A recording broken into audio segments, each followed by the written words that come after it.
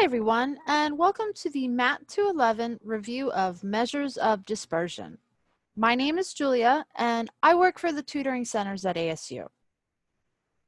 So suppose the following is a list of temperatures within a given radius of a town. We have 63, 65, 78, 62, 82, 80, and 70.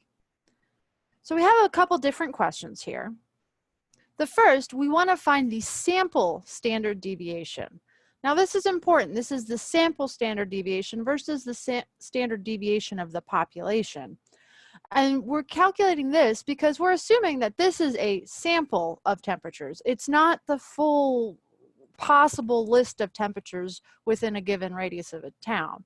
It's just a few of them. So first thing we need to know is how many samples do we have? Well, we have 1, 2, 3, 4, 5, 6, 7. So our N is going to be 7 here. So that will be important going forward. So it's always good to count your number of samples right off the bat.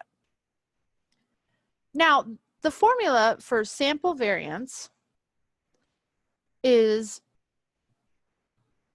often denoted as S squared. Instead of, if we had a population variance, it would be sigma squared. But we don't want that because we don't want to confuse the two. So we're going to use the little s squared here just to denote that we're using a sample standard deviation or sample variance here. And remember that standard deviation is simply the square root of our variance. So we can calculate that after finding our variance. So the formula for this is going to be the sum from I equals 1 to N of the quantity little xi minus mu, where mu is our mean, squared. Actually, it would be x bar here because we're using a sample. So x bar is how we denote the sample mean versus mu, which would be our population mean. But we can only calculate a sample here. We don't know what the population mean is.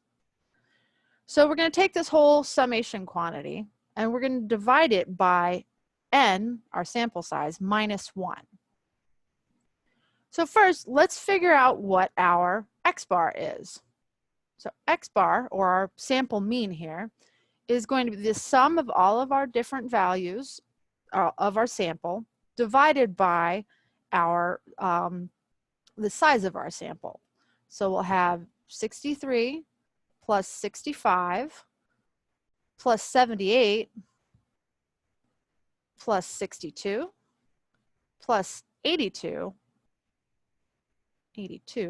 there we go, plus 80 plus 70, all divided by the number of samples, which is 7.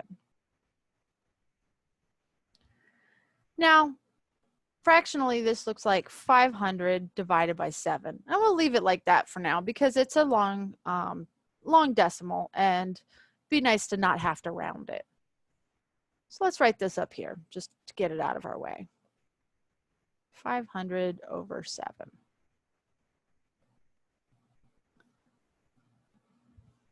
Next, we're going to use a table to figure out all of our different values that we need to sum here.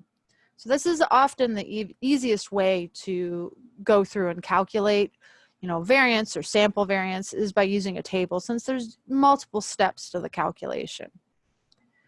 So we'll draw a little table here and we'll say these are our xi's, and we'll go along here. So we've got 63, 65, 78, 62, 82, 80, and 70. 3, 4, 5. Yep, okay. Now, the first thing we want to do is we want to calculate this x minus x bar here, the x value minus its mean, or the sample mean. So we're going to calculate that first since that's inside of our parentheses here. So xi minus x bar.